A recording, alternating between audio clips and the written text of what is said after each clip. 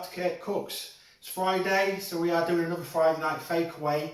This week we're going to tackle some Indian cuisine. We're going to be doing a nice Chicken Tikka Masala curry, combining that with some nice smoky charred tandoori chicken. Also, going to have a little side of Onion Bhajis. First thing we need to do with this one is marinate our chicken, because I want to get this marinated for about 24 hours. So I've done that yesterday, so let me show you me doing that. The first thing you want to do is take about 8 chicken thighs and just take the skins off of these. Once you've peeled them, just take your thighs and just put a couple of little slashes in them. Then put them in a bowl. And just do that to all of them. If you get some that are a bit bigger, maybe give them 3 slashes. These slashes will just help the marinade penetrate the meat and just give it some really good flavour. Once you've slashed all your chicken and got it in your bowl, take a couple of limes, give those a squeeze in here, get as much of that lime juice in here as possible. Then just add about half a teaspoon of salt to that, mix all that in quickly, and then just move that aside for now. So then you want to take a full bulb of garlic and 2 large pieces of ginger. I've got 1 large and 2 medium. They all want to go into the food processor. Just give your garlic a peel and then add that in. Just give your ginger a quick chop. Put that in.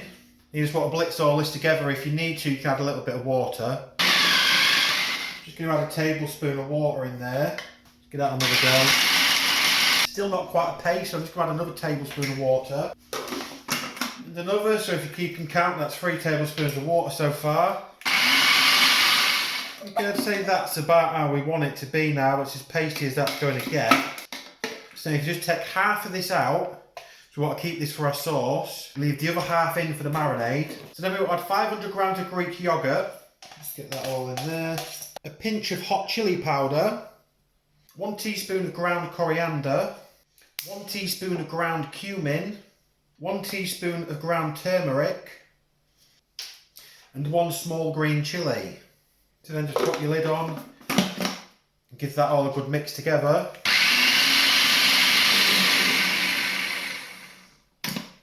And then once you've got all that mixed together, just add that into your bowl with your chicken. And that is our finished marinade. Just give that all a nice mix together.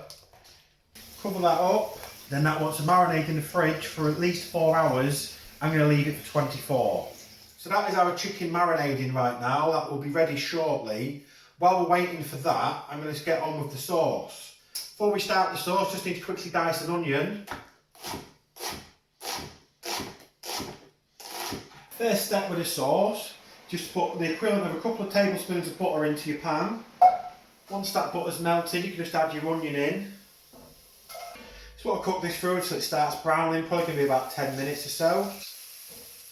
Onions are starting to brown now, so I think they're about there and we're ready to start adding our spices in. First thing we add to this is 1.5 teaspoons of cumin seeds, then 1.5 teaspoons of mustard seeds, 1 teaspoon of dried fenugreek leaves, half a teaspoon of paprika, 4 lightly bashed cardamom pods, and finally the remainder of the garlic and ginger puree that we made earlier.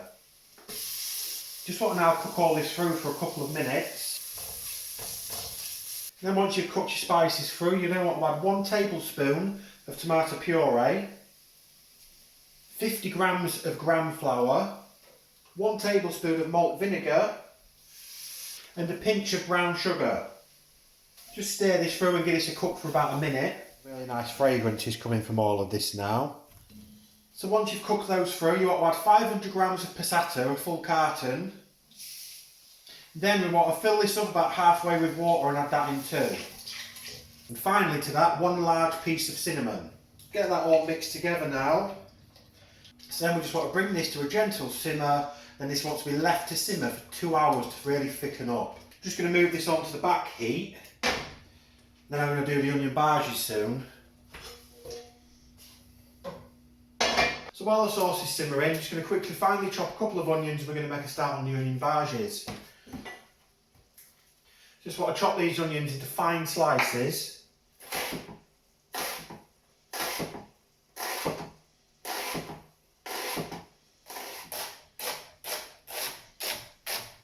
Then we just want to pop the onions into a bowl. Put some cold water in the bowl. Then we're just going to leave those to soak for a little while we get on with the batter. So for the batter we want 100 grams of gram flour, half a teaspoon of ground turmeric, half a teaspoon of chilli powder, and a quarter of a teaspoon of baking powder. Then you just got to add about 100 millilitres of water to this, and then just mix this up into a batter. If you think it seems a little bit too thick, just add a tiny bit more water. And once you've got something that looks like this, you're about there. So now I'm just going to drain off the onions, and then once you've drained your onions, you want to add those to your batter. Mix all that through. So then you just want to add a bit of oil to your pan. You want it about halfway to 2/3 full. Then we'll just heat that up while we allow these to soak up some of the batter. Once you think your oil should be about hot enough, just take a bit of onion and drop it in. If that starts bubbling and crisping up, you know you're ready. So then just take a spoonful, do that a few times.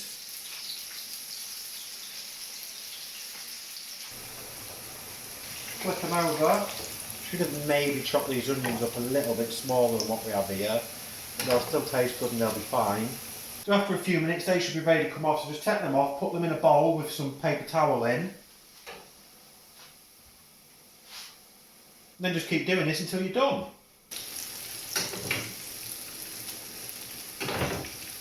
So once you finish with your bhajis, just put them to a side. We're going to reheat those in the oven later. And then we just need to wait until our sauce has finished simmering now. Okay, so now the sauce has been simmering for a couple of hours. We're ready to start with our chicken. First thing you want to do, stick your grill on maximum heat. You want the grill as hot as it'll go. Then you want to take your chicken out, wipe off any of the excess marinade back into the bowl. Get as much of that off there as you can. Then just put all these on a baking sheet. This chicken has been marinating for about 24 hours. Minimum you can marinate it for is 4, but I recommend you do it for like about the full 24 really. Placing this chicken on the tray, cut side up. If you remember before we marinated it, we put some cuts in the top and you got to make sure it's cut side up. So now the chicken wants to go on the grill on as high heat as it'll go until this starts to go black. You want it to be nice and charred and starting to just really get black. That's when it wants to come out. Should be about 10 to 15 minutes. The rest of this marinade, we're going to add that into the sauce. Then we're also going to add about 100 ml of double cream. Then we're just going to mix all this in together. You can also now take the piece of cinnamon out, just make sure you get any of the sauce off of this. Then remove that. And just carry on getting this really nicely mixed through. Then we just pop the lid back on that.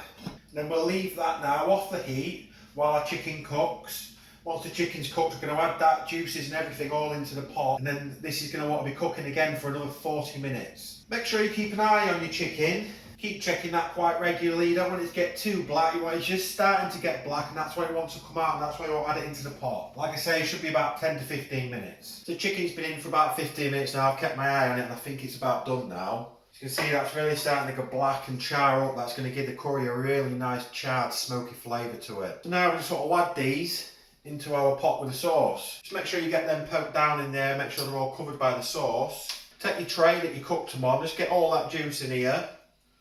You want all the little bits of marinade that have come off and all that chicken juice. You want all this in here, it's all going to add to the flavours. Give that a quick mix. Just work it into the sauce. Now I want to take this back onto the heat, lid on, and leave this for another 40 minutes. While you're waiting, you can get some rice cooked up, any sides that you want with it. You can reheat your onion bhajis, all that sort of thing. Get everything like that ready. So in 40 minutes time, we're ready to start serving this up. So once your 40 minutes is up with your curry, we'll be taking that off the heat now, letting it cool just a little bit. Just leave that for a few minutes to cool down. Then you just want to season this with 1 teaspoon of Garam Masala and a bit of dried coriander. Just give that a little mix together and then just let that sit for a little bit longer. And then once you've left your curry after seasoning it for a few more minutes, everything's ready. Just going to get a bit of rice in the bowl here. I'm going to take some of the chicken tikka.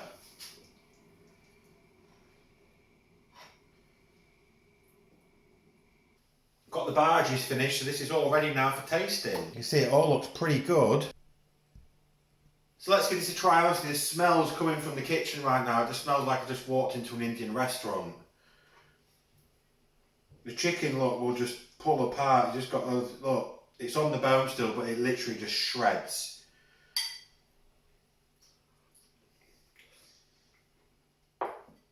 Oh. Flavours coming through in that, honestly, yeah. Oh. Get some more.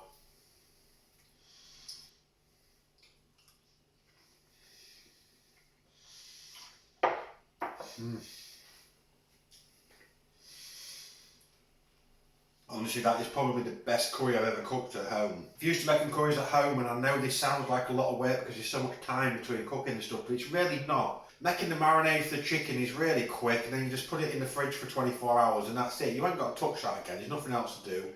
The sauce process is really quick, then you just leave that to simmer for a few hours, but that's again all you've got to do. You ain't got to keep messing about with stuff with this. It's so worth it. If you've got the time where you can keep your eye on it and just let it do the process, it is amazing. Ooh. See, I'm not usually a big tikka masala fan. I like something a little bit hotter, but a lot of people in my house don't like stuff too spicy, so I go with the tikka today, but that is really good. I mean, honestly, that's probably one of the best tikkas I've ever eaten. Ooh. Do you know about you, when I have an Indian, I do like a beer with it.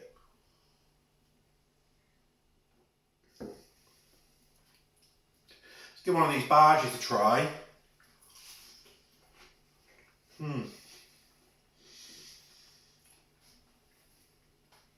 So crispy and just so much flavour coming through in there. Just from a little bit of spices we put in there, you can really, really taste it. Honestly, this is probably like the best Indian curry I've ever eaten at home. It's very close to the sort of stuff that I eat when I go to restaurants, but this is really, really amazing. It really is.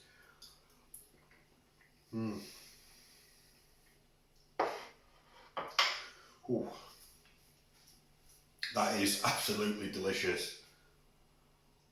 So, that is another Friday night Fakeaway finished. Really recommend you give this one a try. I know it looks like a lot of work, but it's really not. It's really cheap. Chicken thighs are one of the cheapest types of meat you can get, especially if you're buying it skin on bone on like I did. All you've got to do is take the skin off, chuck it straight in. It's really simple. I mean, it looks like it's a lot of work, but it's not. As long as you've got a decent spice rack at home, which if you haven't, it's worth investing in, because when I do say about the price on these things, I don't take into account the cost of your spice rack, because to me it's something that if you enjoy cooking, you should always have a decently stocked spice rack. The initial cost of setting up a decent spice rack isn't cheap, I'm not going to lie, but once you've done that, you barely use anything. It lasts you so long, and then once one does go, it's just like a couple of pounds or something to replace one of the pots. It's barely anything. Cost of this one probably be about £5, I reckon. If you don't count all the spices, it's around the £5 mark. We've got a massive pot of curry, which is probably enough to feed about 5 or 6 people, and it really does taste amazing. If you like your Indians, you could look at different recipes for other curries as well, which I will cover some in the future. But if you like something a bit more milder, a bit creamy, tikka masala is spot on. And the way we cook that chicken really does just give it a really nice smokiness to it. One last bite.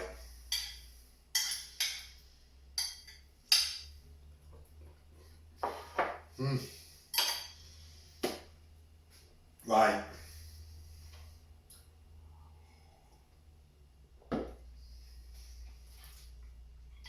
That will be everything for this episode. I'm most definitely going to go and eat all this.